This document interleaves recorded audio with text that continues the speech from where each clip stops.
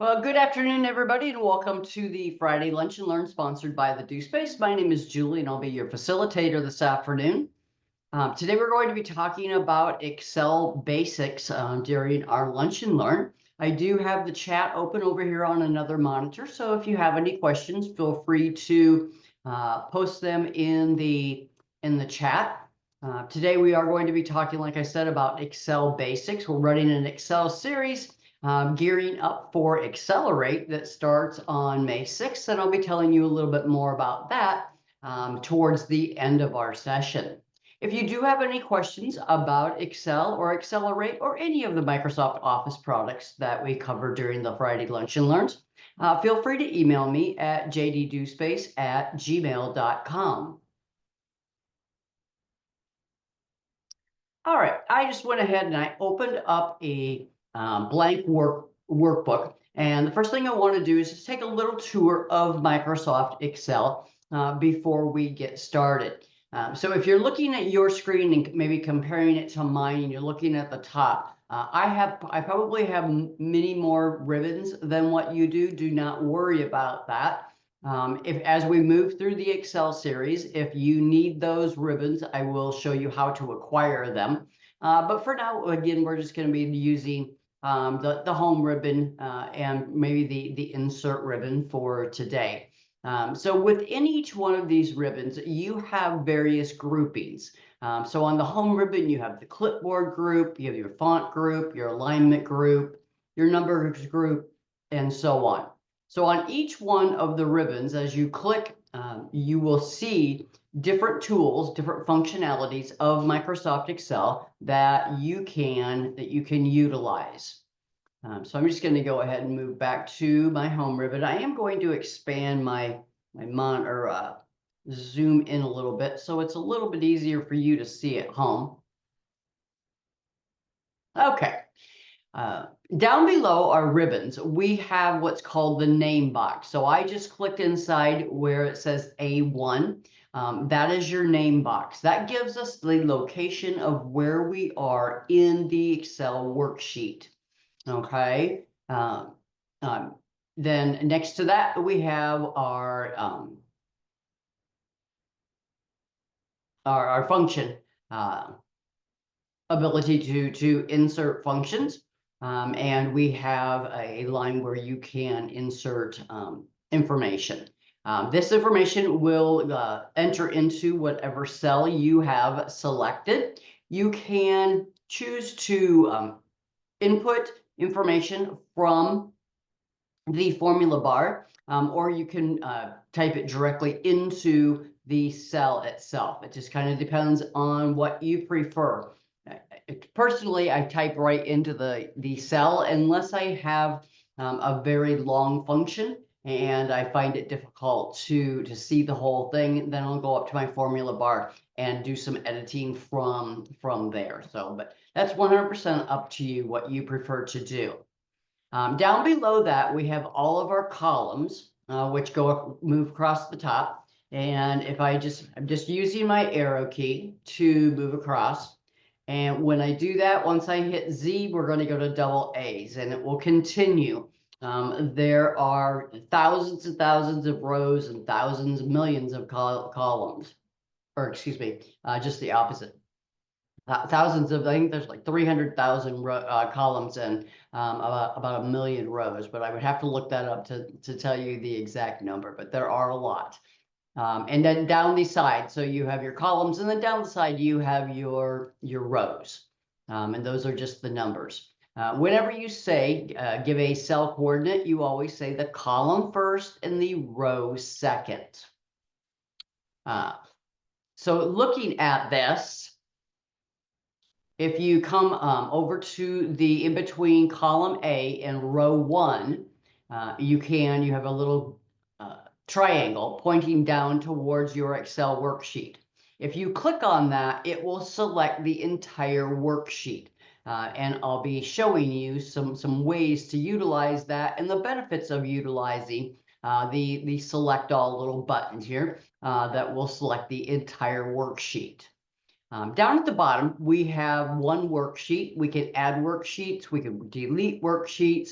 If you've been using spreadsheets for quite some time, you might remember back when Excel defaulted to 3 worksheets as opposed to 1. Doesn't matter. We could add and delete, just like I said. If you're looking at multiple worksheets, you can have multiple worksheets within a workbook. They will all save into one file. That's a question that I frequently am asked is, do I have to save each one of my worksheets individually? The answer is no. They all save into one workbook.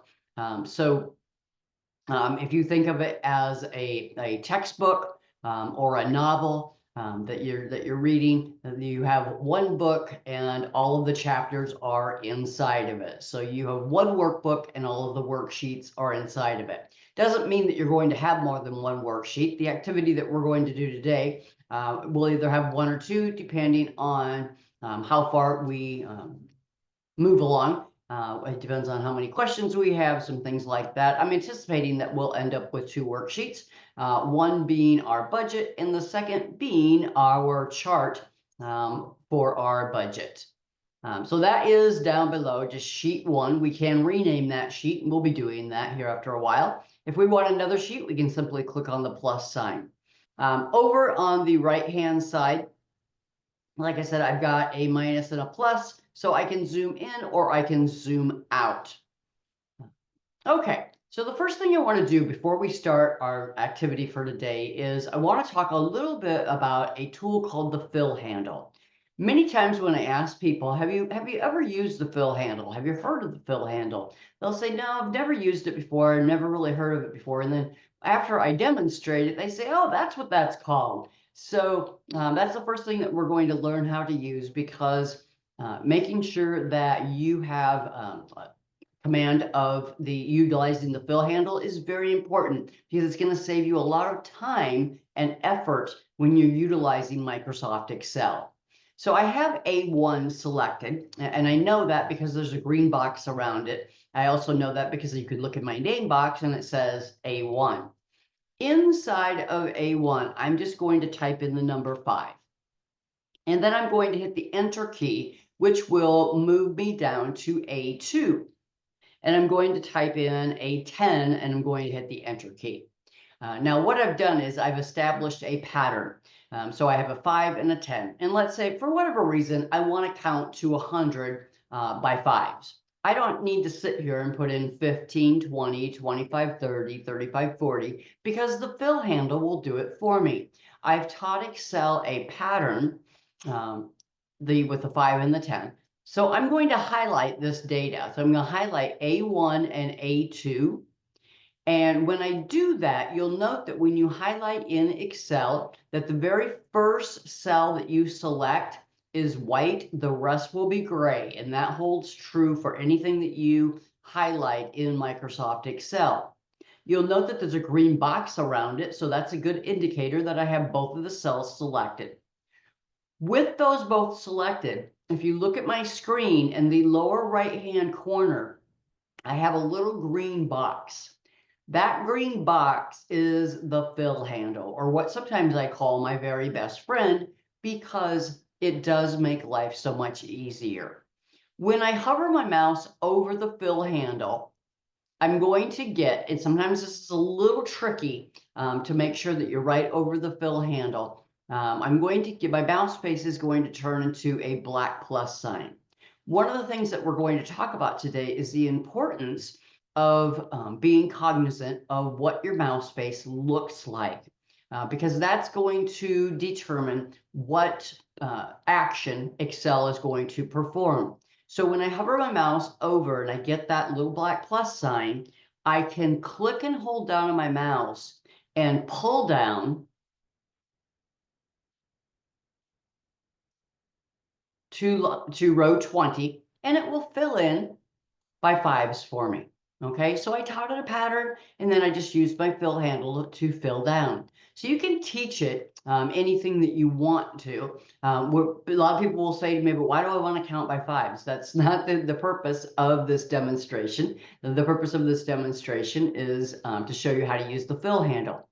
Excel is also very intuitive.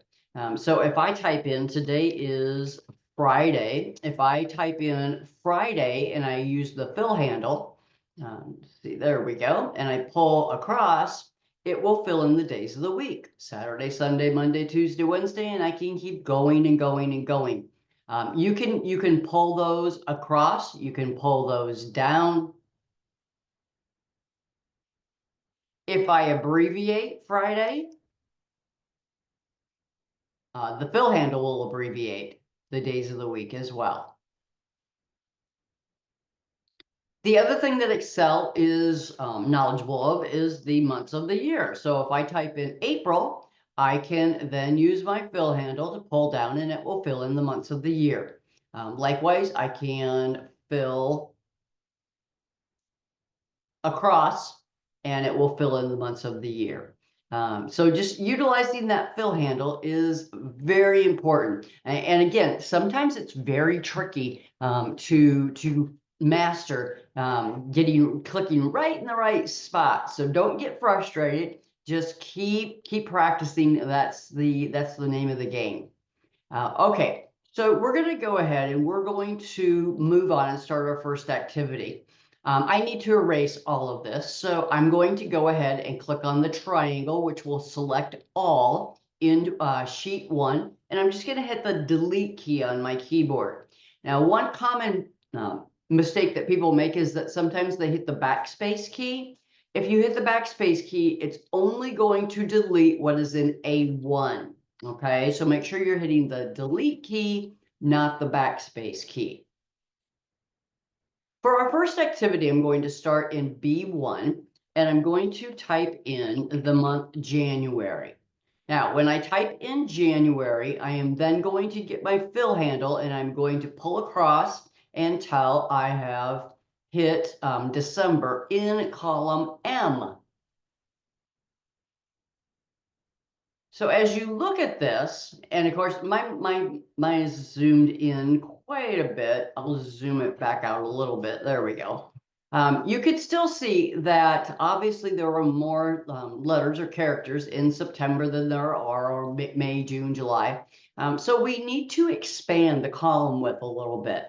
There's 4 different ways that you can increase or decrease the column width or increase or decrease the row height. So I'm going to go ahead and I'm going to move through those 4 actions that you can take. And I'm going to utilize the columns as my demonstration, but just please note that the same apply for the row height.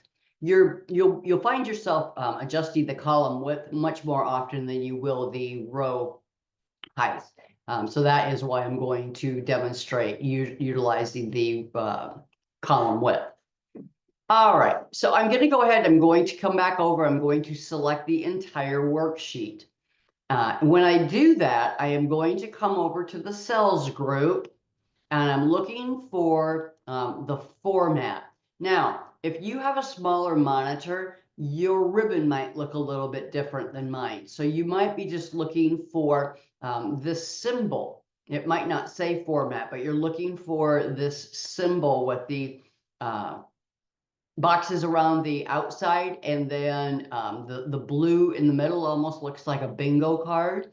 That's kind of what you're looking for right now. I'm just going to click on the down arrow, and when I click on the down arrow, the first option that we have is the cell size. So I have row height, auto fit row height, column width, auto fit column width, and default width.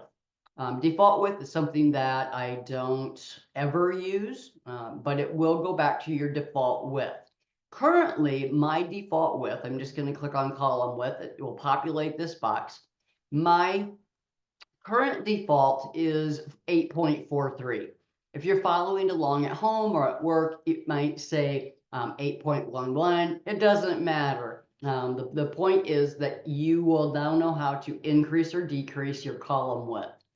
So we need just a little bit more for September. So I'm going to type it at 10 and I'm going to click on OK, and it's going to increase all of my column widths from 8.43 to 10. So when I do that, it adjusts, moves them out, and everything looks good now. There are some other options in there that I want to talk about before we move along, though. If I go back to format, you can choose for Excel to determine how wide each column should be. So I can tell it to auto fit the column width. Now, you obviously May, June, July are not going to need nearly as much column width as September, October, November, and so on. So when I click on that, this is what happens. All of my column widths are now different. And for my activity today, we don't want that. So I'm just going to go ahead and I'm going to do a Control Z as in zebra to undo that. Those are the two ways that you can go to the ribbon and that you can increase or decrease your column width. Now, the adjustment the way that I usually adjust the column width is just to utilize the mouse. And when utilizing the mouse, if I hover my mouse in between any of the two columns, you can see that I get arrows to the east and the west. And by doing that, I can click and I can pull out and it will increase all of the column widths, or I can click and I can pull in and it will adjust all of the column widths. Okay. I'm going to pull these out just maybe a little bit more. Now, let's say that that you want to have Excel auto adjust them for you.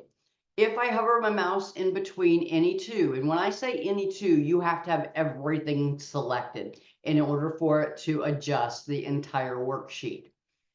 If I double click, it's going to do the auto fit. So whichever you feel more comfortable with, you can go to the cells group into format, or you can utilize your mouse. And again, I'm just going to hit Control Z to undo that, and it will go back out to my approximately 10. So that's adjusting the column width and or the row height. Okay, then I'm going to go to A2. Just for your knowledge, this is being recorded and you will be able to access it from the DoSpace YouTube page, if your YouTube channel, I should say, should you want to go back and look at it again. So then I'm going to go down to A2 and I'm going to type in two names, two fictitious characters. So I'm going to put in Bill and Ginger.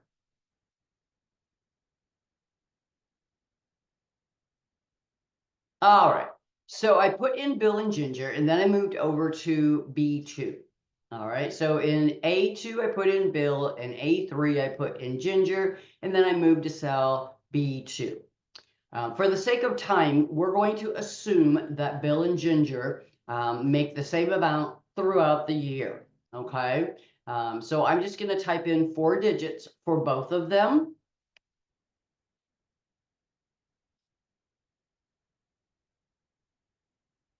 Okay, and let's just assume that that is their monthly salaries. Now, you'll note that I did not type in a $sign, a decimal places, and that's because Excel does all of this for you. So I'm going to go ahead and I'm going to highlight B2 and B3. Okay, again, note that when I did that, the first cell that I selected is white, the second is gray. Then I am going to come up to the numbers group. All of these cells in Microsoft, in each of the worksheets, defaults to general, okay? But you can go in and you can change that. So I'm going to click on the down arrow and I'm going to tell it that I want these to be the currency format to be applied to those two cells. Now, you'll note that right below that we have accounting. The only difference between the two is where the $sign is aligned. With currency, the $sign is flush with the first digit. With accounting, the $sign is flush with the left-hand side. So I'm going to go ahead and I'm going to select account or currency, excuse me.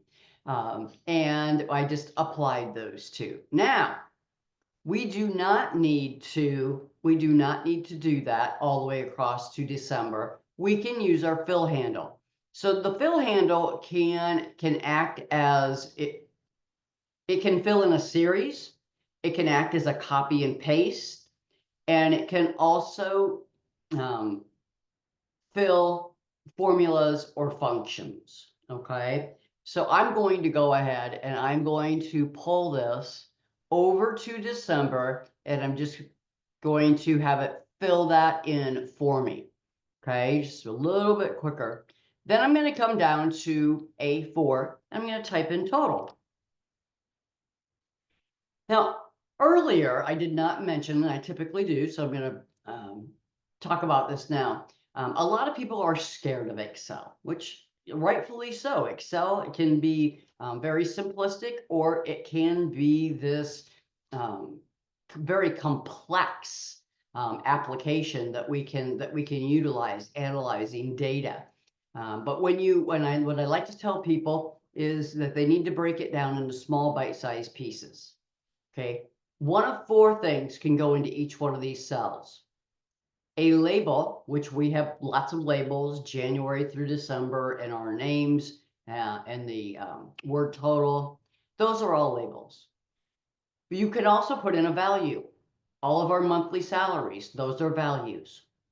You can insert a function, which is a built-in function that Excel has created for you, or you could build your own formula.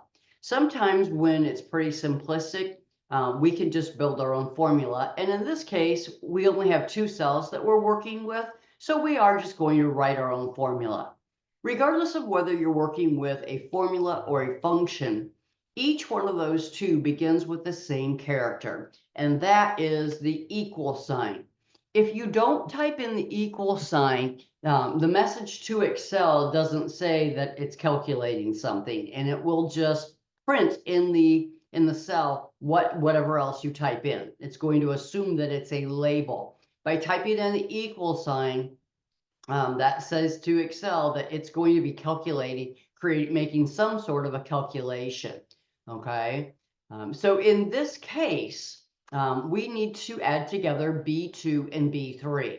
So what I'm going to do, now you could manually type these in, but as we move through this Excel series, you'll see that it's important, the importance of building formulas or functions using your mouse.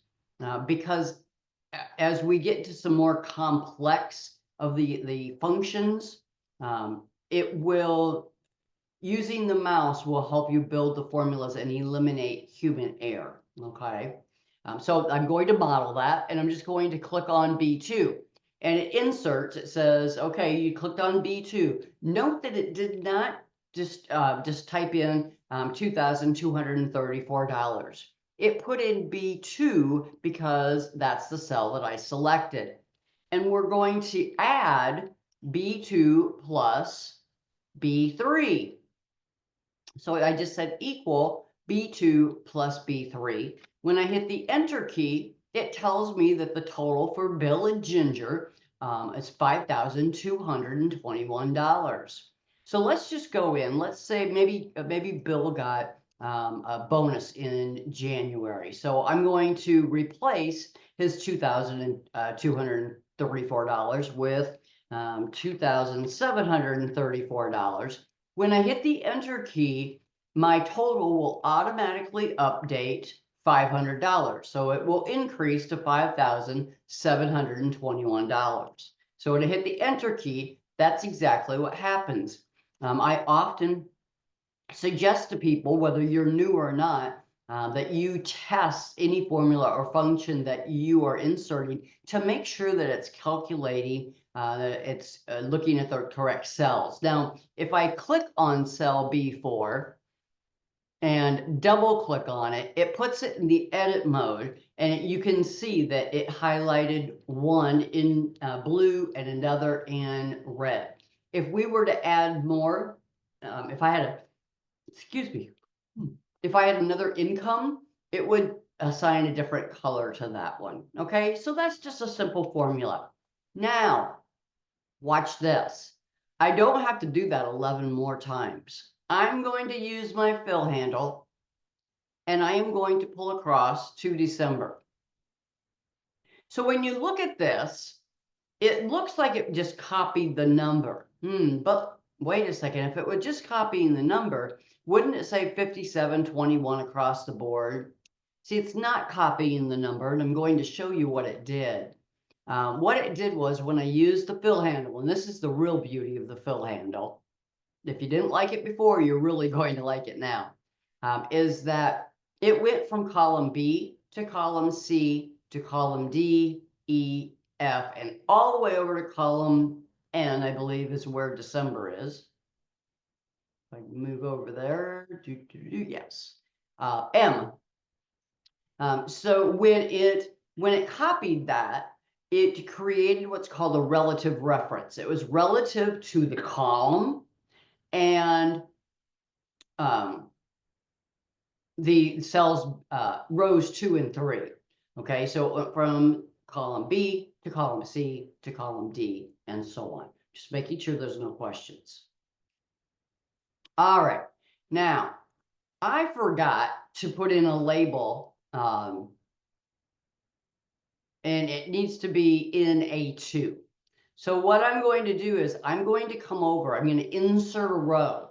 I'm going to come over and I'm going to hover my mouse over the number 2 and I'm going to click. It will select the entire row. So that arrow pointing to the right, that's an indicator that you're going to select the entire row. And I'm just going to come up to the cells group and I'm going to click on insert.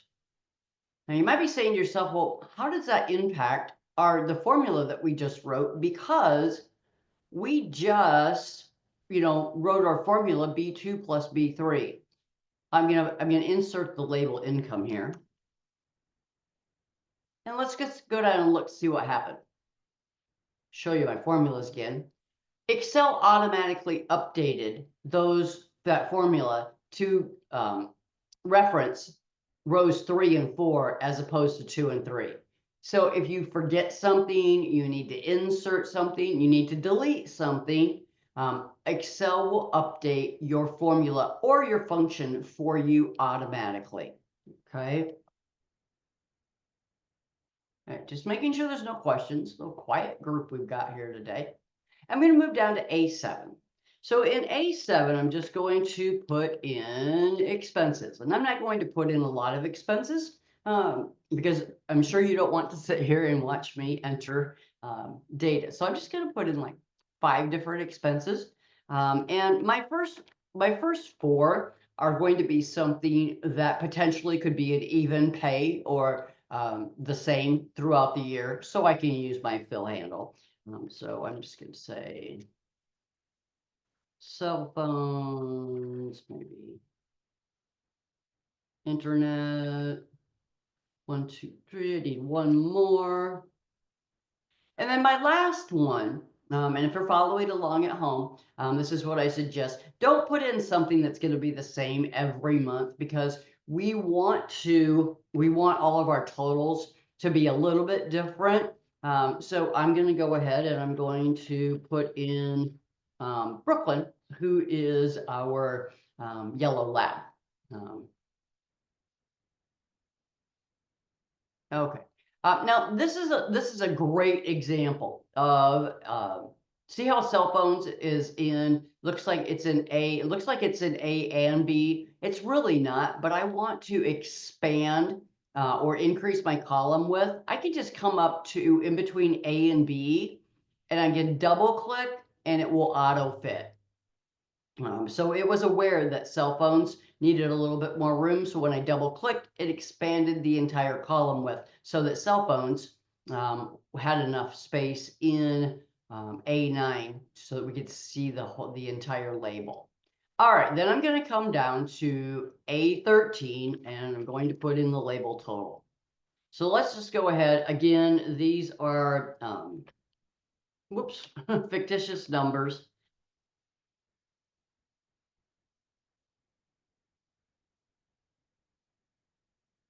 All right, so those are my four that I'm going to assume are either on even pay or going to be the same for the entire year. So I'm going to go ahead and I'm going to highlight those because we want to apply the currency format to them. And I'm going to use my fill handle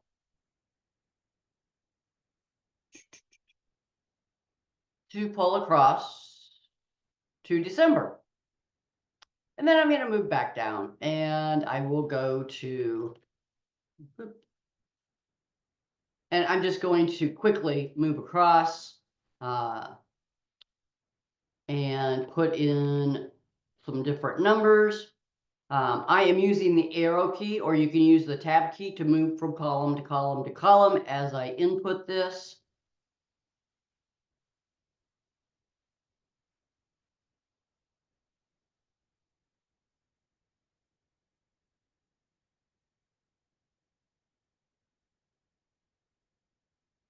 Okay. And I'm just going to go ahead and I'm going to move back over. Now, I'm going to decrease this a little bit so we can just see everything. Let's see, can I see everything? Yes, I can. All right. So earlier when we were creating a total for our income for Bill and Ginger, we used just equal, in this case, B3 plus B4. I could go in and I could say equal B8 plus B9 plus B10 plus B11 plus B12, but there's a much faster way of doing that. There are thousands of functions that are built into Microsoft Excel. And by a function, I'm just going to move over here to the formulas ribbon for just a second. This is the function library, okay? These are all the categories of the functions. And if I click on the down arrow, it gives me a list of all of the built-in functions. And I'm just looking at math and trig, okay? We're not going to use those right now. And we are going to use one of the functions, but I'm going to manually type it in to show you how that works. So I'm going to select cell B13 and I'm going to type in the equal sign. And what we want to do is we want to add from B8 to B12. So the built-in function to do that, the name of that function is sum, S-U-M. So if I type in an S and a U, it will populate, or even just the S, it'll populate all the built-in functions that begin with an S or that begin with an S and a U. At this point, the easiest approach to take is to find the word sum and double click on it or hit the tab key once you've highlighted it, and it will insert the sum function. Now you'll note that it says equal sum and then it opened the parentheses. And that's because we have a range and within these functions, anything that you're putting into the range is going to go in parentheses, but it will automatically open them and close them for you if you double click on the function that you want to use. You can manually type it in, but again, it's a little bit more work. So right below where it says sum and then in parentheses, number 1, number 2, it kind of gives you a guide or what I call a cheat sheet. However, number 1 and number 2 aren't very specific, especially if you are new to Microsoft Excel. What does number 1 and number 2 mean? There are guides below each one of the built-in functions, kind of showing you what you need to do. Sometimes they're more self-explanatory than others.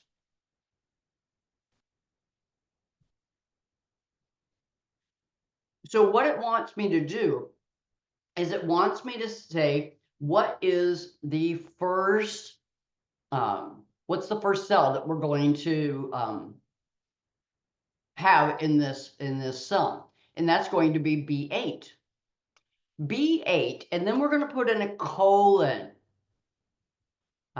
And we don't want B8 in there again. We want B12. Okay. So B8 colon B12. Don't use the dash thinking that that's through, because that would subtract B8 from B12. You want the colon, which stands for through. Okay, so rather than typing in B8 plus B9 plus B10 plus B11 plus B12, we can say equal sum, open parentheses, B8 colon B12, close our parentheses, or Excel will do it for us either way, and hit the enter key, and it gives us our total expenses for January, which in this case is $2,156.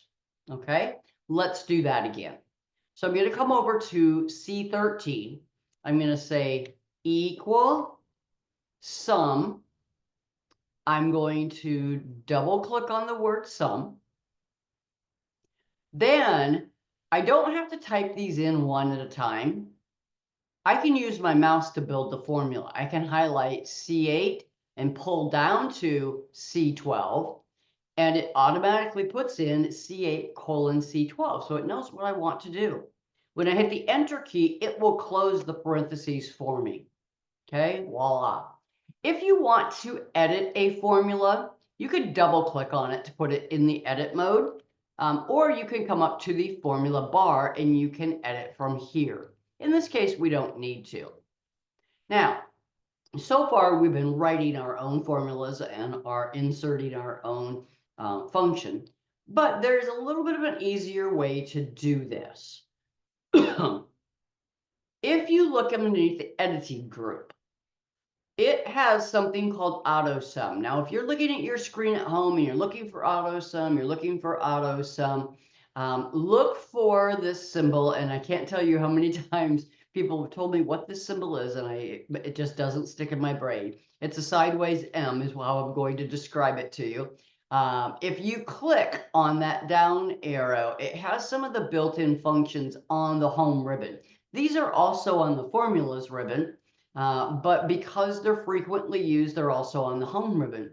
So I'm just going to click on AutoSum and look what it does. It automatically puts in equal sum, open parentheses, D8 colon D12, close parentheses. Use this very carefully. For years, I did not tell people that this was even existed, because it doesn't always pick up on the correct data. Who's to say that sometimes it will pick up on what's in row 13. Now, we kind of showed it a pattern. It's for lack of a better term, it's watching what we're doing. And so it went ahead and it grabbed D8 through D12. But if you use these built-in functions that will build the formula for you, make sure that it's selecting the correct data. Okay. In this case, it did. So we're just going to hit the enter key. Now you might be saying to yourself, well, can't we just use the fill handle? And the answer is absolutely we can. So I am going to select D13, and I am going to use my fill handle to pull over to M13, and it fills in our total for us. Now, earlier, I talked about how the being cognizant of what the mouse face looks like is so important. So let's just kind of talk about what some of these different mouse spaces, what tasks they'll perform. When I'm just hovering my mouse over the worksheet, I just get the plus sign. So I can select any cell that I want to, and it's just giving me the plus sign. If I double click, it's going to give me the I-beam because it's now in the edit mode. Okay, you know that it's in the edit mode when you see the cursor flashing and you see your I-beam. I'm just going to hit the escape key, which will take me out of the edit mode. If I select a cell, you probably notice that sometimes you get 4 arrows.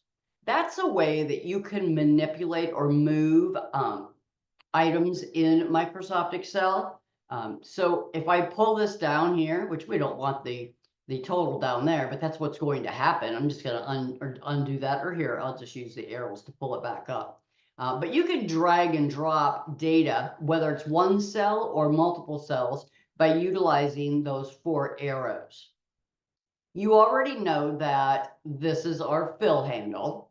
You know that by hovering your mouse over one of the rows, it's going to give you an arrow pointing to the right. If I hover my mouse over one of the columns, it will point down, and it will, if I click, it will select the entire column. So that's just kind of a rundown of the majority of the mouse faces. But again, important that you're cognizant of what that mouse face looks like when you go to click and drag, or use your fill handle, some things like that. Okay, now I'm going to come down to A15, and I'm going to type in savings. In savings, we're going to have to write our own formula, because we need to subtract B5 and B13. Okay, and there is not a built-in function to do that. So I'm going to start by typing in the equal sign, and I'm just going to say that I want B5 minus B13. When I do that, I hit the enter key, and it gives me my total. So we had to write that formula. There are some formulas that you have to write, or that sometimes it's easier for you to write, like when we were adding Bill and Ginger's total income. In the case of the savings, we had to write that one. If you're going to divide 2 numbers, you have to write that one. There's not a lot of formulas that you have to write yourself, but there are some. All right, so I'm just going to go to C15. We're going to do that one more time. Equal, and I'm going to say C5 minus C13. Hit the enter key, and it gives me my total. And yes, of course, we can use the fill handle. So here we go. Pull that across to column M. Okay. So now we're going to move over, and I'm going to move over to N1. The situation that I'm running into here, because I have my screen zoomed in, is that when I move over, now I can't see the labels in row 1. And that's pretty important, because, I mean, I only put in 5 expenses, which isn't realistic, right? But if we put in all of our expenses, we'd be saying, well, which row, is groceries, and which row is rent, which row is the car payment, because we need to see that. So here's a little feature that will allow you to make this first row, what Excel calls is freezing the first row. So I'm going to click in cell B2, and there's a reason that I'm selecting B2. We'll talk about that in a minute. And then I'm going to move to the View ribbon. On the View ribbon, underneath the Windows group, I have something called Freeze Panes. On Freeze Panes, I have 3 different options. Okay, I'm going to look at the top row in the first column first, and then we'll look at that third option. So we can freeze the first column just by clicking on this. So when I click on Freeze First Column, you're not going to see anything happen. If you have really good eyesight, the line in between A and B is a little bit darker. It's not that significant though. But what that just did was, if I use my arrow key to move over, see what happens? Column A is always present. It's always in, I can always view it no matter how far, no matter how many columns. If I go thousands of columns over, I'll always see column A. So that's freezing the first column. If you have the need to scroll down and you want to see the labels January through December, you can freeze the top row. However, when I froze the top row, it unfroze column A. So that's an either or. But now if I arrow down, I can see my labels. What if I want to freeze both of them? What if I want to freeze row 1 and column A? I'm going to go back to my freeze panes option, and I'm going to unfreeze them. And what this does is by selecting cell B2, I told you that there was a reason I did that. Whatever cell you have selected, it will freeze whatever you have above, whatever above that cell, and whatever is to the left of that cell. So with B2 selected, I'm going to just select freeze panes. And now I can scroll down and I always see the months of the year. I can scroll across and I always see the labels income down to savings. That's one little neat trick, I'm telling you. Okay, so now I'm going to put in the label total. And I'm going to come down to N5. I'm going to move from the view ribbon back to the home ribbon. And we're just going to use the auto sum. So when I click on auto sum, it says equal sum, open parentheses, B5, colon, M5. When I hit the enter key, it's going to give me pound signs. The reason that it gave me pound signs is because our total income has too many digits for it to show in this column at the width that it's currently at. So I'm going to come up in between N and O. I'm going to double click and it will increase that column width enough to show our $63,152. Then I'm going to come down to N8 and I'm going to put in another auto sum, hit the enter key, and it gives me my total for OPPD. What did I spend for the entire year on OPPD? Now, I could go down and I could insert some, or auto sum, I guess. Or I can use my fill handle. So I can select the cell that has the function in it, come here. And I'm just going to pull that down to row 12 so that it gives me my totals for each expense. Now, another little trick I just did an undo is that you don't need to pull that down. If you're filling down in a column, you can double click and it will fill it down. Now, it's not that big of a deal because we're only going 4 rows. But if you're filling down, 50, 100, 5,000 rows, that double click is going to come in very handy. All right, so now we have our totals. I'm going to move over to O. I'm just going to come over here so I can see a little bit more so you can see my screen a little bit easier. And I'm going to put in the percentage sign. The next thing that we are going to calculate as I move down to 08 is what percentage of our annual income did we spend on each of our expenses. To calculate this, we have to divide. So I'm going to say equal, and I need to divide N8 equal N8 divided by, oops, not N4, N5. Okay, so it's just N8 equal N8 divided by N5.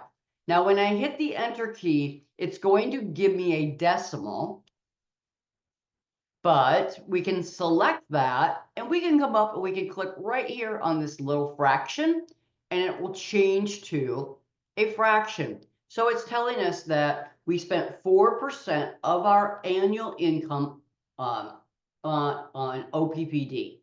Now, what it's doing is it's either rounding this up or down. So I'm going to come over here and I'm going to increase the decimal by 2. And you can see that more of a true percentage is 3.78. Okay. So again, that's just equal N9 divided by N5. hit the enter key, click on the decimal, select the percentage, increase the decimal by 2. Now, earlier I was talking about relative references when we filled across and it went from column B to C to E to G to F and so on. If I were to fill this down right now, it's going to give me a couple of error statements. All right. And the reason for that is that Excel did exactly what I told it to do. Let me just move over here while I'm showing you my formulas, and I'll talk a little bit more about that. So we told it to fill down. So it went from N10 to N11. Whoops, I guess I forgot my last one. Come here. There we go. And to N12. Exactly what we wanted. But look what it does. It also goes from N5 to N6 to N7 to N8, which we needed to look at N5. So how do we go about changing that? Let me go ahead and just, whoops, I didn't mean to hit that.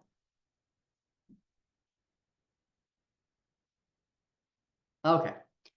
So let's just delete these, and I'm going to come back up to my 3.78. Move over a little bit to my 3.78.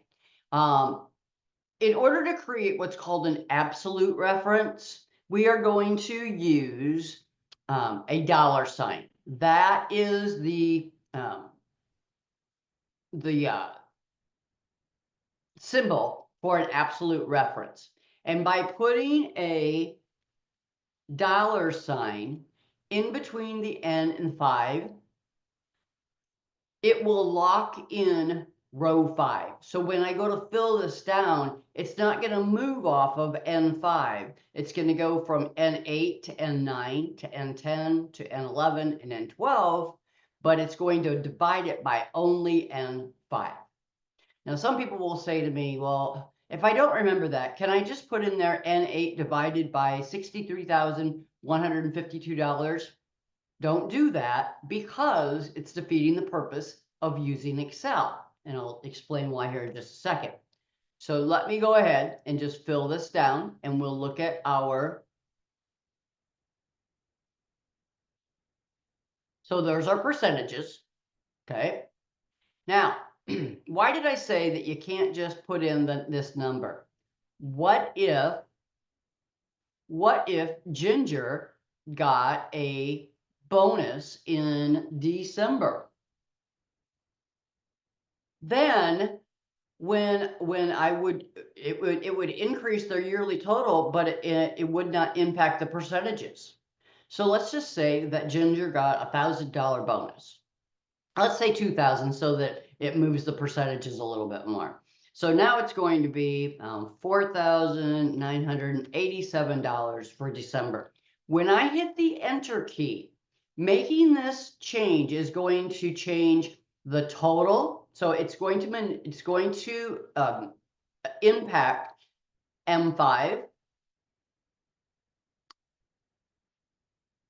M15, and 08 down to, oh, I'm sorry, it's N5 and then 08 to 012. And everything moved, everything changed at once, so you might not have seen it, but it lowered those percentages a little bit. Okay. What time is it? Ooh. All right. Now, I don't think we're going to get to our graph today, and that is fine. To change the name of the sheet, I can double click on it. It will put it in the edit mode, and I can call this my budget 2024. You can call it whatever you want to. And that kind of wraps up our activity for today. Let me go back to my PowerPoint real quick. I do want to talk a little bit about Accelerate. If this is something that you're interested in, more training, or if you know anybody, spread the word. I know that the DoSpace did send out an email to folks yesterday. What Accelerate is a 6-week course, 12 hours of free training in Microsoft Excel. This particular cohort starts on May 6th and it runs through June 12th. It is via Zoom. It is not in person. It is every Tuesday from May 6th to June 10th from 11 to 1. From 11 a.m. to 1 p.m. We will take, during that time frame, we will take a break, maybe a short break, just to let you know. But you will have access to your camera and your microphone. I facilitate Accelerate. If this is something that you're interested in, it is something that you need to apply for. And they do expect you to attend all sessions. I do keep record of who is in attendance and who is not for them. The applications are due by April 27th, so you've got a few weeks to go in. If you've already taken Accelerate, you can apply again. They will allow people to take it more than one time. And if you have taken it, I encourage you to take it because Excel is constantly changing. And there'll be some repeat, but there'll also be something new. Let me go into their website real quick and let's just see. I have too many things open here. Bring this over. If you did sign up for the Lunch and Learn for next week, and they may have already told you this, the Lunch and Learn is on Tuesday next week, not Friday. Let's just see where they have. No, they don't have Accelerate up here. Let me see. Let's go to. Oh, there it is right there. I didn't notice that link. So just click on Accelerate, and here is the Accelerate application that you can go through. All right, I don't see any questions. Let me go ahead and pop back up my email address in case you have questions going forward about Excel, any of the Microsoft Office applications, or anything that we cover in the Friday Lunch and Learns. If you have questions about Accelerate, I realize that moving into this, we are kind of moving into summertime and vacations. So if you know ahead of time that you won't be able to attend one, maybe let them know. Obviously, you're going to let me know so that I can note that you were in contact with me. They are recorded so that you can go back and review them at the pace that you would need to. But if you have any questions, feel free to email me at jdewspace@gmail.com. That brings us to the top of the hour. So thank you very much. Have a fabulous Friday afternoon and a nice weekend. And I hope to see you next Tuesday. We will continue our adventures in Microsoft Excel. Thanks, everybody. Have a great day.